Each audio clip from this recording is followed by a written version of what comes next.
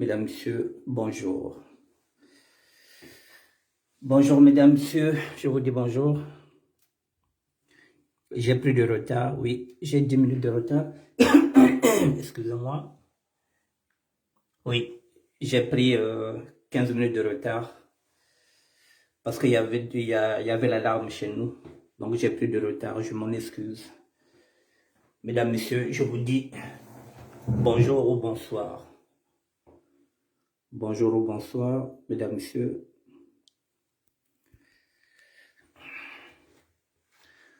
Mesdames, Messieurs, bonjour ou bonsoir, c'est comme vous voulez. Voilà, on va démarrer dans une minute. Dans une minute, je démarre le direct puisque je suis en retard. Voilà, je m'en excuse.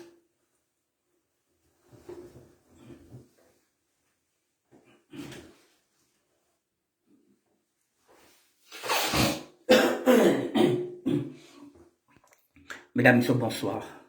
Voilà, je m'excuse, puisque je suis un peu en retard parce que il y a le signal d'alarme qui a sonné ici, donc il fallait évacuer. Lorsque ça sonne, il faut évacuer. Je vous dis bonsoir, mesdames, messieurs. Voilà, le thème d'aujourd'hui, il est là.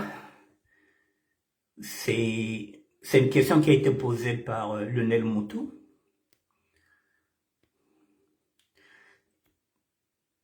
J'ai vu ça sur ma page, et puis je me suis dit, bon, je vais répondre à cette question. Urgent, comment vacciner les sans-papiers et les clochards? Voilà. C'est une publication de Lionel Moutou, que vous connaissez, qui est nécrologue, c'est-à-dire que c'est lui qui nous donne toutes les informations en ce qui concerne les décès. Voilà, Lionel Moutou, voilà, c'est lui qui a fait cette publication, et puis je me suis dit, bon, urgent, comment vacciner les sans-papiers et les clochards? Je me dis, bon, tiens, c'est un bon sujet. Oui, je peux le traiter, voilà. Ah, et bon. Ok, on est les intellectuels que jour, la maladie existe, ok. Voilà, donc le sujet il est là. Comment vacciner les sans-papiers et les clochards? Bon, mesdames, messieurs, sans plus tarder, voilà, il est 17, on va commencer. Donc, voilà le sujet. Il est là, donc on va le faire. Hassan Barbila, bonsoir. Bon, mesdames, messieurs, avant de commencer ce sujet, je vais vous montrer une affiche. Je pense que c'était quand? C'était avant-hier que j'ai traité le sujet des refus de carte de séjour. Avant-hier, vous savez, j'ai traité le sujet des refus de carte de séjour. Je suis dans une structure et je sais de quoi je parle. Voilà. Je vous ai amené... Bonsoir et bon courage. Merci, frère. Voilà. Voici ce que je vous ai dégoté. J'ai mis une affiche. Je vais ouvrir la porte pour aérer un peu. Voilà. J'ai pris une affiche qu'on a mis chez nous ici, puisque je suis dans une structure, je vous dis, donc je suis au courant de tout ce qui se passe. Voilà ce qui se passe à Paris. Voilà, contrôle renforcé dans les gares franciliennes contre l'immigration irrégulière. Voilà. Vous voyez, c'est ce que j'ai dit, c'est ce que je ne cesse de dire. Je ne suis pas obligé, je ne suis pas un lanceur d'alerte, bon, mais en tant qu'évangéliste, si j'ai une info, il faut que je la donne, il faut que je la communique à la communauté. Voilà. On nous a mis ça ici parce que là où je suis, il y a aussi des gens qui sont en situation régulière. Voilà, donc on leur fait comprendre que si vous n'avez rien à faire, vous restez ici que d'aller prendre des risques inutiles.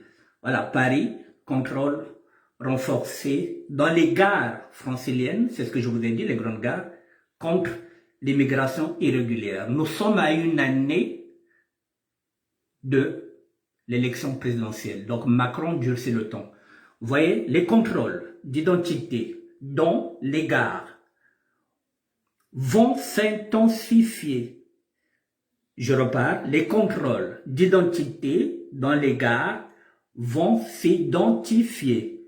C'est un outil de lutte contre l'immigration irrégulière. Détail, le préfet délégué à l'immigration en Île-de-France. Ils sont là. Voilà, en pleine action. Donc voilà, donc je voulais encore ici sonner l'alarme pour vous dire que si vous n'avez pas de carte de séjour, s'il n'y a rien à faire à Paris, je vous l'ai dit, la gare du Nord, la gare de l'Est, la gare de Lyon, toutes les grandes gares, la gare Saint-Lazare, mesdames, messieurs, si vous n'avez pas de papier, ça ne sert à rien, restez chez vous, voilà, les temps sont durs, voilà la note, voilà, du préfet délégué à l'immigration en Île-de-France, voilà, les temps sont durs, donc pour ceux qui n'ont pas de papier, voilà l'info, je voulais vous donner l'info, voilà, c'est venu ici. Bon, maintenant, je vais changer de sujet avant de finir, parce qu'il y en a qui seront connectés bien après. Avant de finir l'émission, je reviendrai encore sur ça. Donc voilà, ça y est là en gros. C'est pour vous dire que les temps sont durs. Quand on n'a pas le papier, maintenant on reste à la maison. Bon, maintenant,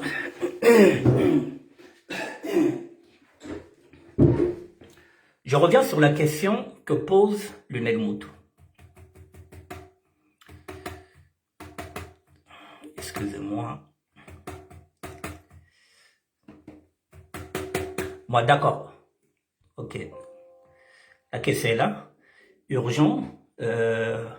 Comment vacciner les sans-papiers et les clochards? Bon. Je vais répondre à cette question. Pour la simple raison, voilà, il est 20, j'ai encore 30 minutes. Pour la simple raison, mesdames, messieurs, je fais partie des sans-papiers. Je fais aussi partie des clochards. Donc, vous voyez, donc, je suis dans mon élément. Voilà, puisque je vous ai dit que je connais l'école de la clochardisation. Je l'ai été. Et voilà, je suis sans papier depuis 1994. Donc, je peux répondre à cette question. Comment vacciner les sans-papiers et les clochards? Je me déconnecte, mesdames, messieurs. Je me déconnecte et puis je commence.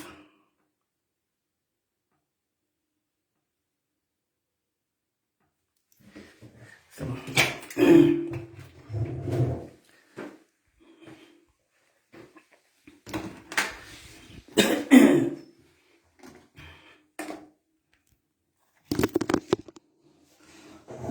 Bon, je répète, j'étais clochard, j'étais SDF, je suis sans papier, donc je peux répondre à cette question de Lionel Moutou. J'étais en train de parler hier des bébés noirs. J'étais en train de dire que les grandes nations comme la France travaillent avec les associations. Les grandes nations comme la France mettent beaucoup d'argent, ils mettent un budget pour que les associations puissent s'occuper des personnes les plus vulnérables. J'en faisais partie et j'en fais encore toujours partie, même si les conditions ne sont plus les pires que j'ai connues lorsque j'étais dans la rue. Il n'y aura pas de problème de vaccin avec les SDF. Il n'y aura pas de problème de vaccin avec les sans-papiers. La preuve en est que je suis sans-papier. Mais que fait l'État français lorsque vous n'avez pas de papier? Il vous donne l'aide médicale, vous le savez.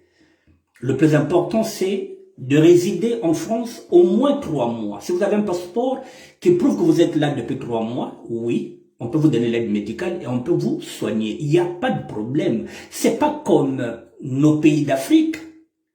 Ici, c'est structuré. Et je vous apprends aussi par rapport à ça, j'ai refusé d'être vacciné ici.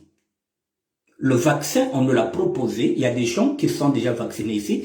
Donc, je réponds à la question pour dire que vous soyez SDF ou pas, que vous soyez sans papier, oui, l'État français, les grandes démocraties le font. Je parle de la France. Ici, il y a des gens qui sont ici, qui n'ont pas de papier. Vous voyez la fiche que j'ai mise là. Il y a des gens qui sont ici, qui n'ont pas de papier, qui sont en instance de régularisation. Ils attendent. C'est aux mêmes personnes qu'on s'adresse pour dire attention. Oh, ça craint. Tant que vous n'avez pas encore une convocation, il faut faire attention. Si ce n'est pas une démarche administrative que les associations peuvent vous accompagner, autant mieux rester au chaud. Donc vous voyez, ici, on a commencé à vacciner. Même moi qui n'ai pas de papier. Mais, comme je vous le dis, comme le vaccin n'était pas obligatoire, j'ai refusé de prendre le vaccin. J'ai mes 2 collègues qui sont avec moi ici qui ont déjà eu leurs 2 doses de vaccin. Mais hier, le président Macron a fait une déclaration. Je pense que nous sommes en train de partir vers une loi qui va nous obliger d'être tous vaccinés. Alors, si la loi s'impose qu'il faut qu'on soit tous vaccinés, eh bien, je serai obligé d'être vacciné, moi aussi. Mais ici, comme nous sommes dans une structure, là où je suis, je vous ai dit, c'est l'association Aurore. Mais ici, elle est gérée par le préfet de Melun. Donc, ce que je viens de dire que le préfet donnera des instructions à la direction. Et la direction donnera des instructions aux résidents que nous sommes. Ici, chaque vendredi, la direction se réunit pour voir ce qu'ils vont faire. Donc, nous attendons ce qu'ils vont décider. Donc, d'ici vendredi, ce ne sera pas possible, puisque vendredi, ils seront en réunion. Je pense qu'au plus tard, lundi ou bien mardi, je saurai ce qu'il en est. Et je viendrai vers vous et je vous dirai ce qu'il en est. Si la loi nous oblige maintenant à être vaccinés, et surtout que moi, je vis ici en communauté, nous sommes 150 sur 3 bâtiments. Si on nous impose ça, on ne nous impose pas. Si la loi le dit, alors même moi, je me soumettrai parce que je n'aurai pas le choix, parce que c'est la loi, parce que ce sont les lois de la République. C'est ce que nous sommes en train de dire. Eh bien, moi aussi, je n'avais pas envie de me faire vacciner, mais si c'est la loi, je serai obligé de me faire vacciner, avec ou sans papier. Monsieur Le Moutou, il n'y a pas de problème pour ça. Nous ne sommes pas en Afrique, nous ne sommes pas au Congo. Ou quand vous êtes démunis, vous n'avez rien. Ici, voilà, ce sont les associations. Je suis dans une association, c'est ce que j'ai dit hier, lorsque je traitais le sujet des bébés noirs. J'ai dit, les associations peuvent accompagner les mesures de l'État. Les associations peuvent aider l'État à faire de la pédagogie et à réinsérer les plus vulnérables. Voilà le cas. Il est là. Je n'ai pas de papier.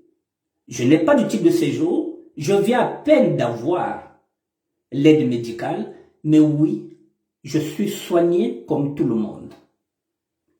Je serai vacciné comme tout le monde. Donc, je réponds à ta question, Lionel Moutou. Est-ce que le vaccin avec les sans-papiers? Oui, je suis sans-papier, je serai vacciné. Oui, j'étais clochard. Même les clochards seront vaccinés. Il n'y a pas de problème. Je suis passé par là. Je pense que les premiers qui seront vaccinés, ce sont les clochards. Parce qu'eux, ils craignent dans les métros. Ce sont eux qui peuvent, comment on appelle ça? C'est-à-dire contaminer beaucoup de monde. Donc les clochards, oui, seront les premiers. Même, je pense qu'ils seront prioritaires parce que ce sont eux qui marchent dans la rue, ce sont eux qui sont souvent dans les métros, qui sont au contact des gens, puisqu'ils font le monde. Donc, je pense que les premiers à être vaccinés, ce sont les clochards. Ne croyez pas que lorsqu'on est sans papier, ça signifie que les lois de la République ne nous protègent pas. Non. Je connais pas mal de femmes qui ont été violées, mais qui ne sont pas parties porter plainte parce qu'elles se disaient que, ah oui, mais moi j'ai pas de papier, je peux pas aller porter plainte. Non. Mesdames, lorsque vous êtes violées, lorsque vous êtes violentées, lorsque vous subissez des violences, même sans papier, les lois de la République vous protègent. En ce moment-là, vous êtes victime. Et lorsque vous êtes victime, on ne vous demande plus vos papiers, mesdames, puisque vous êtes victime. Donc, le sans-papier a aussi ses droits. Mais il faut savoir se tenir à carreau. Le sans-papier a ses droits, le clochard a ses droits. J'étais clochard, j'avais mes droits. On me soignait comme tout le monde. Je suis resté dans la rue de 2014 à 2016. Et je suis encore reparti de 2017 jusqu'à aujourd'hui. Ça fait 4 ans. Voilà. Mais on me soigne en tant que sans-papier. En France, c'est pas un problème que vous soyez clochard ou bien ou SDF. Il n'y a pas de problème. Donc, tout le monde sera vacciné. Maintenant, donc là, j'attire l'attention de nos compatriotes. J'ai accepté de prendre ce sujet parce que il y a nos compatriotes qui n'ont pas de papier. Ils vont se dire, mais comment je vais faire pour être vacciné? Oui, c'est une bonne question, Lionel Moutou. C'est une bonne question. Il ne faudrait pas qu'ils puissent avoir peur. Ce n'est pas parce qu'ils n'ont pas de papier qu'ils ne pourront pas se faire vacciner. Non, ils se feront vacciner. Excusez-moi.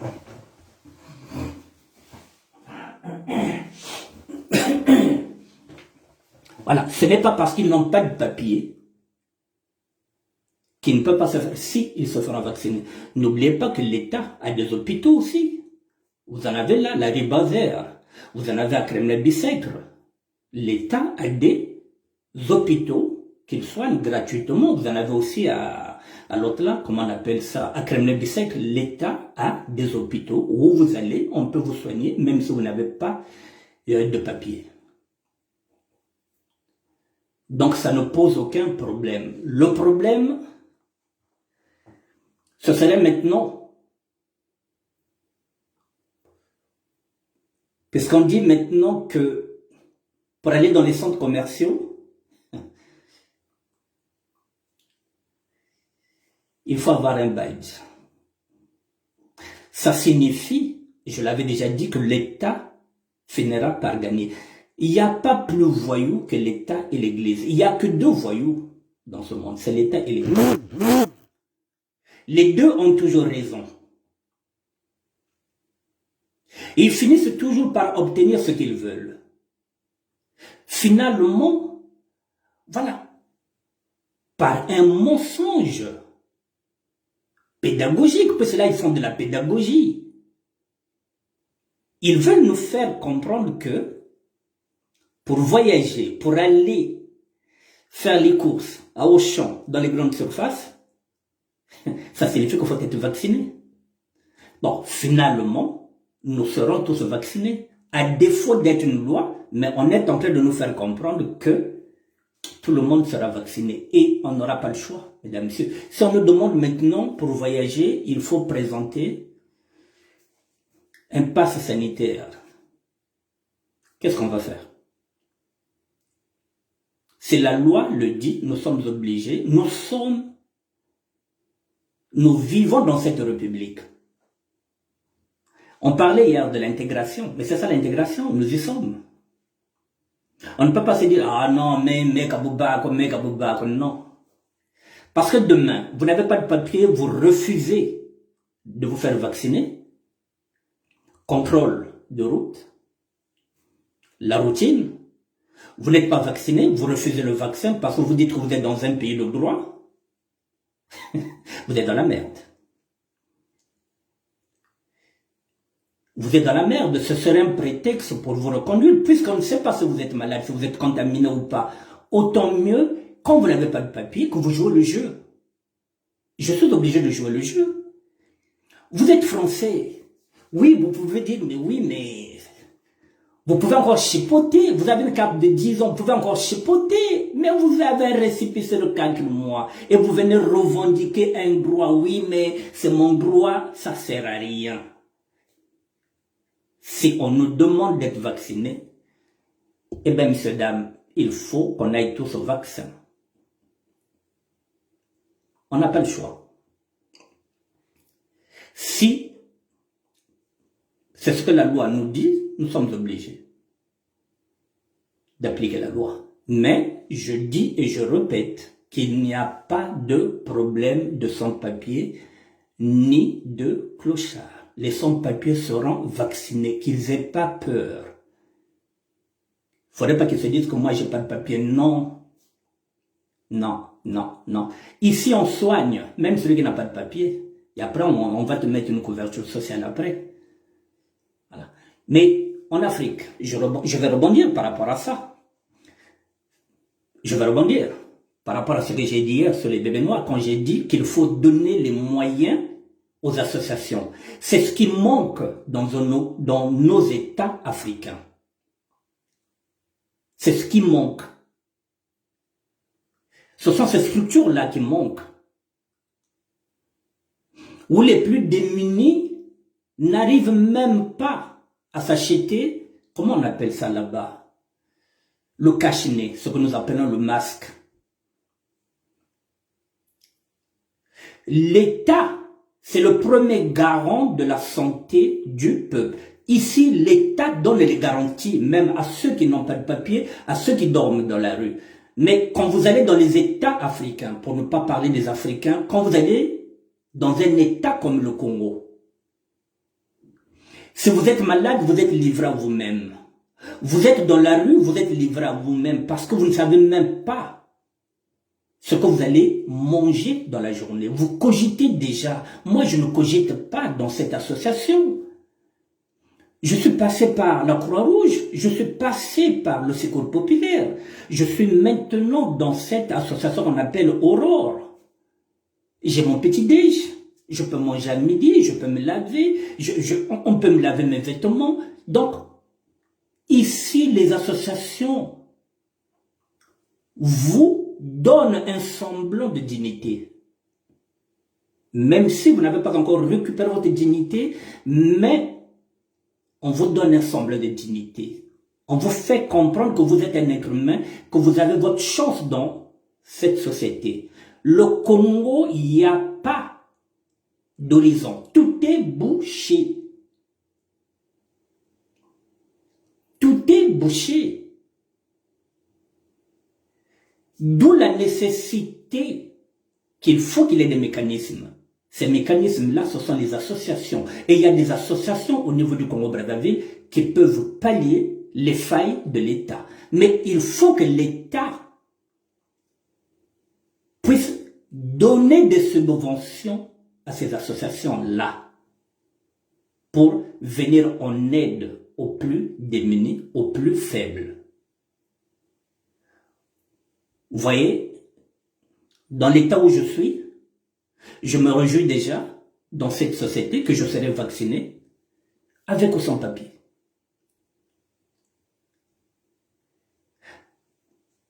Ici, l'État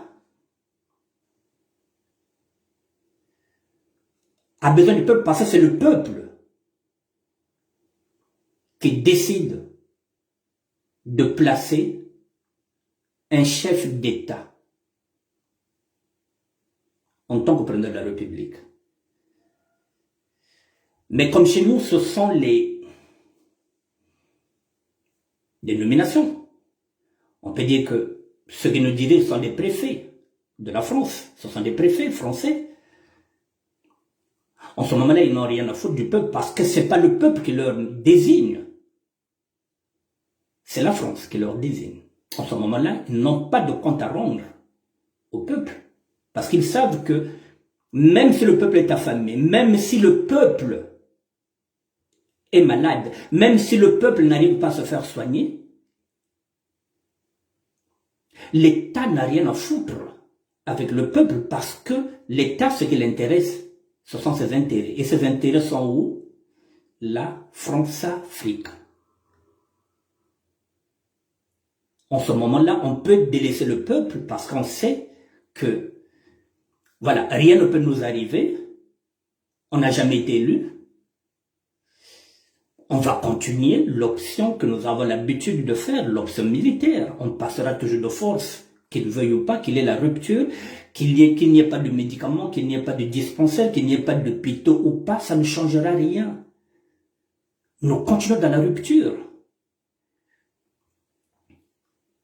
Ici, non, il n'y a pas de rupture. Ici, on aide le monde.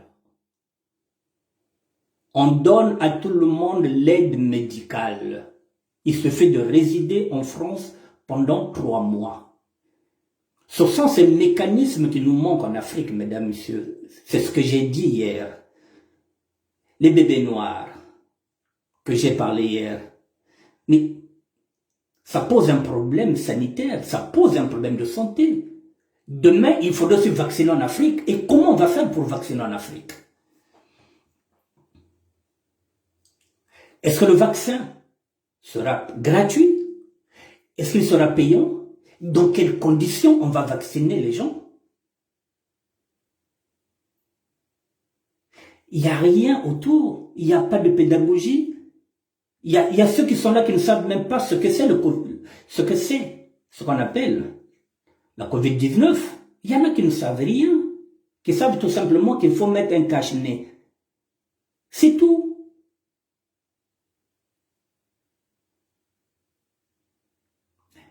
Que fait le ministre de la Santé au niveau de Congo-Brazzaville?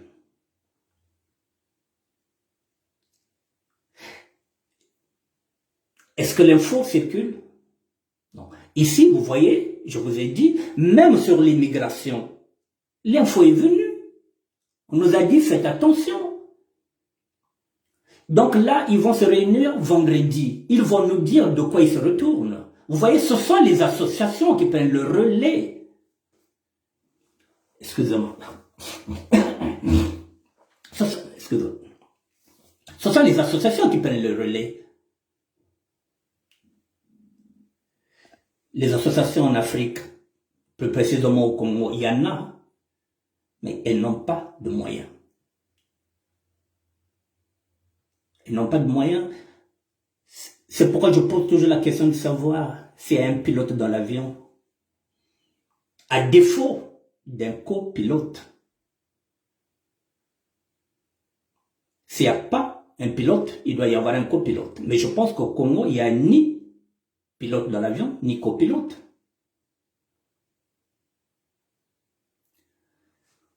Vous voyez, ici, je répète, je le dis, je le répète encore ici, je suis mieux placé.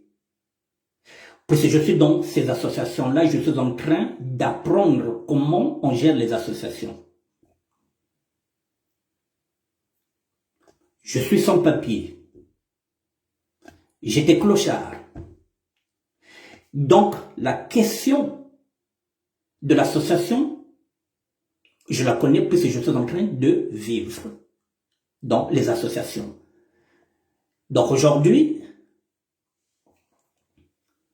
nous pouvons travailler avec l'État congolais sur la question des associations. Comment structurer une association? Je ne cesse de clamer haut et fort que nous voulons aider l'État congolais à redresser le Congo.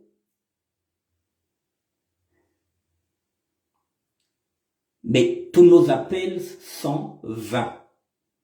Là, vous voyez, nous sommes dans les associations. Et parfois, il y a des gens qui créent des associations au niveau de Congo-Brazzaville qui ne savent même pas ce que c'est une association. Ils n'ont jamais vécu dans la rue.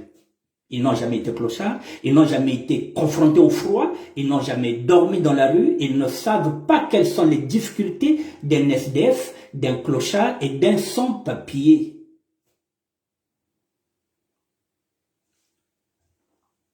Les bébés noirs, j'en reviens toujours là. Ça peut ramener des maladies, ça dort n'importe où. Est-ce qu'il y a un suivi sanitaire? Non. Vous voyez, il y a beaucoup de choses à faire au Congo, mesdames, messieurs. C'est pourquoi je réitère encore, je dis, est-ce que l'Assemblée nationale du Congo,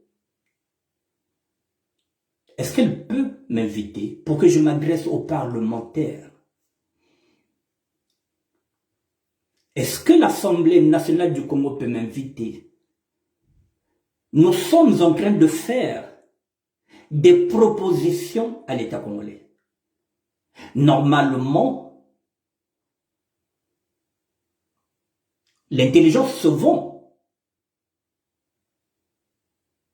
Mais non, on ne vend pas. Nous proposons parce que nous sommes la diaspora. Nous ne demandons rien. Nous sommes en train de proposer ce que les parlementaires ne proposent pas. Ils ne font pas de propositions de loi. Les députés qui sont là, ceux qui siègent à l'Assemblée, ne font pas de propositions. Nous sommes en train de faire des propositions à leur place. Que ce soit comment gérer des associations, que ce soit comment réinsérer la jeunesse. Absolument, l'État congolais doit travailler avec la diaspora parce que nous sommes professionnels dans nos corps de métier, je ne cesse de le dire. Je demande, je réitère à être invité à l'Assemblée nationale. Nous sommes en train de faire un audit. Là où les députés ne font pas d'audit, nous sommes en train de le faire à leur place pour que le Congo n'aille pas, comme je dis, ne continue pas dans la mouise, pour que le Congo puisse maintenant avancer. Il faut des nouvelles intelligences. Il faut compter avec nous. Les associations, nous en savons quelque chose. Les prisons, nous en savons quelque chose. Réinsérer les jeunes, c'est pas un problème. Puisque moi-même, je fais partie de ceux qu'on a réinsérés dans la société. Donc, je peux déjà me baser par mon expérience à moi, comment l'État français est en train de me réinsérer dans la société. Le même modèle. Je serai un modèle pour ces jeunes-là.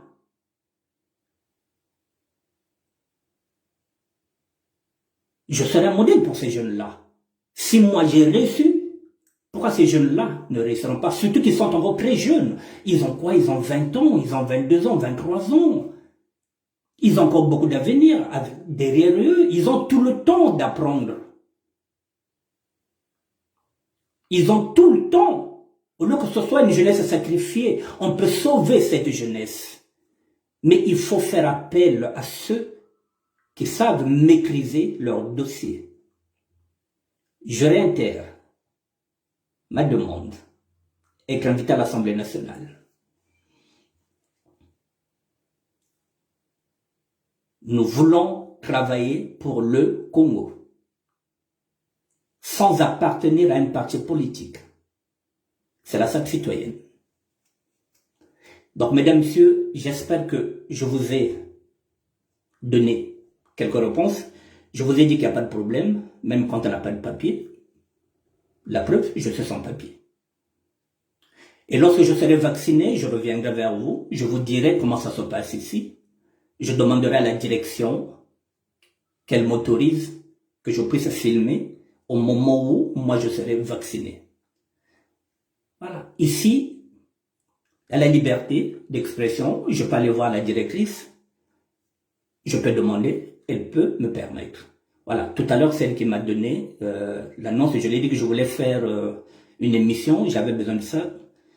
Voilà, elle m'a donné l'autre là. Donc, mesdames, messieurs, je pense, excusez-moi, j'ai toujours un problème de temps, de timing.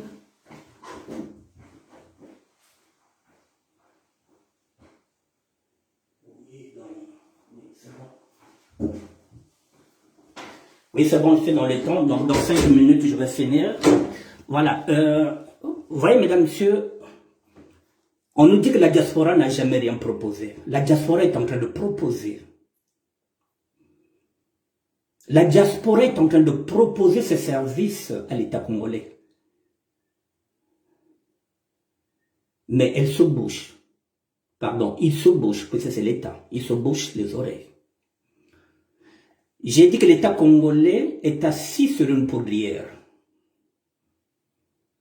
À tout moment. À tout instant, ça peut péter. Alors, il est grand temps que nous commençons à travailler ensemble pour le bien du Congo. Les associations, nous pouvons les gérer, je l'ai dit. Les bébés noirs, nous allons les gérer, ce sont nos petits-enfants. Ils ne sont pas plus futés que nous. Nous allons les gérer. Nous allons gérer la jeunesse au Congo à travers les valeurs de la SAP. Puisque c'est le seul mouvement non violent, c'est la SAP. Donc nous avons des valeurs dans la SAP et nous sommes en train de prouver que nous ne sommes pas que des simples sapeurs et nous sommes fiers d'être sapeurs. Nous sommes fiers parce que maintenant nous sommes audibles, nous sommes crédibles, nous avons maintenant de la visibilité. Nous ne sommes plus les délinquants juvéniles, nous sommes maintenant des grands-parents, nous avons maintenant des petits-enfants. La SAP a mûri, la SAP propose maintenant. Mesdames, Messieurs, je vais finir pour vous dire que demain je reviendrai sur le dossier des bébés noirs. Je pense que je vais traiter ce dossier en 3 volets. Le premier volet, je l'ai traité hier. Le deuxième volet, je vais le traiter demain. Et le troisième, je vais le traiter après-demain. Parce que dans ce dossier de bébés noirs, mesdames, messieurs, il y a toute une génération que nous sommes en train de sacrifier. Déjà, nous sommes une génération sacrifiée. C'est pourquoi nous sommes venus en Europe, parce qu'il n'y avait pas de débouché au niveau du Congo-Brazzaville. C'est pourquoi nous sommes venus en aventure dans les années 80. Et là encore, dans les années 80, le Congo n'était pas ce qu'il est aujourd'hui. Mais déjà à cette époque-là, dans les années 80, nous nous sommes dit, ah, il faut que j'aille en France. Pourquoi nous sommes venus en France? Parce qu'il n'y avait pas de débouché dans les années 80. Et là, maintenant, c'est pire. Nous sommes déjà une génération sacrifiée. Nous n'allons plus accepter que nos petits-enfants soient sacrifiés. Il suffit de la volonté politique. Si les politiques nous donnent les moyens, nous allons réinsérer ces jeunes dans la société.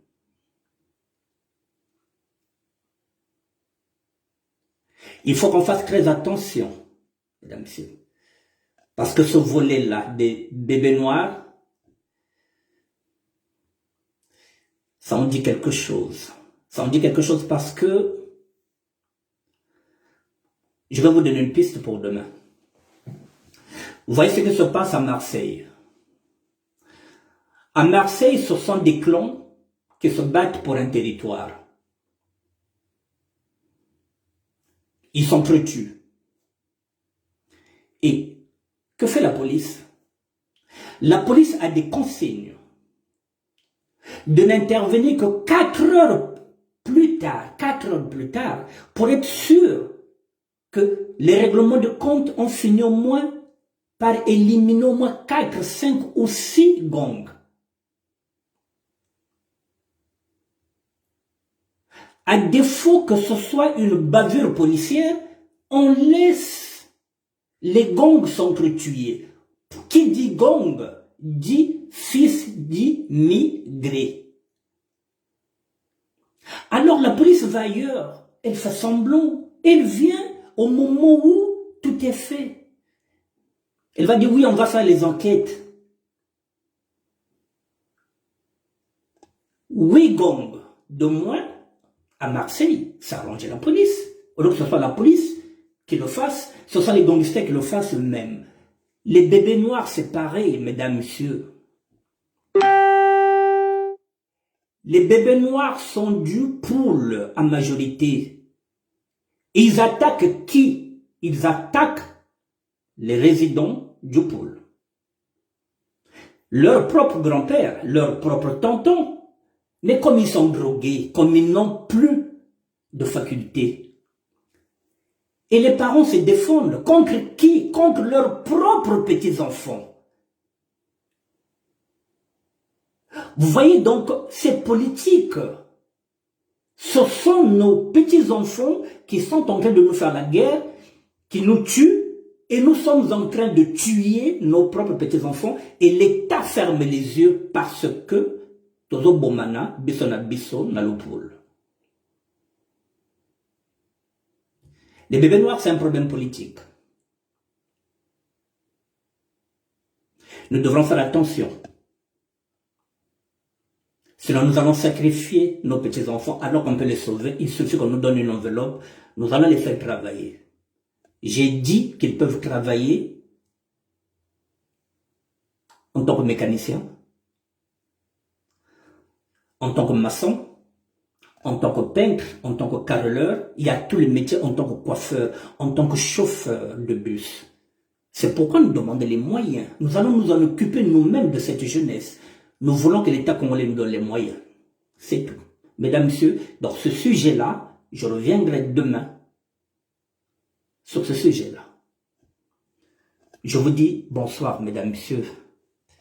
Et d'ici là, Frédé Mekomo, je te dis merci beaucoup pour tout ce que tu fais. Nandega Kilonde, merci, mon petit.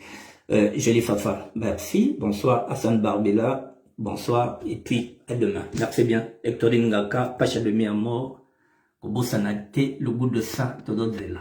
Merci.